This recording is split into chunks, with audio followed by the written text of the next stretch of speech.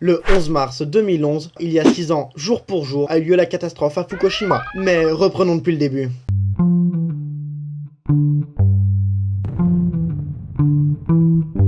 Tout commence avec un séisme dans l'océan au large du Japon. Celui-ci entraîne un tsunami qui tua malheureusement 18 000 personnes avec des vagues de plus de 30 mètres. Et pour ceux qui ne se figurent pas, imaginez un immeuble de 10 étages qui vous tombe dessus.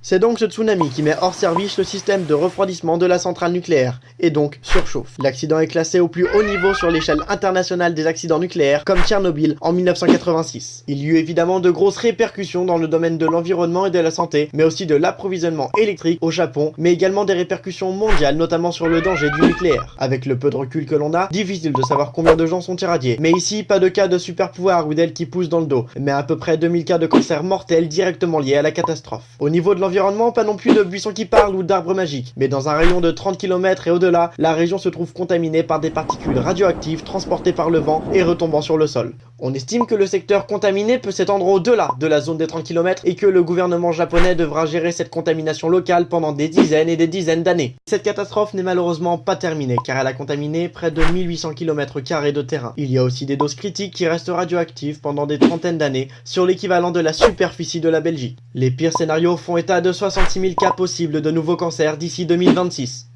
Bref, cette catastrophe, c'était il y a 6 ans, jour pour jour.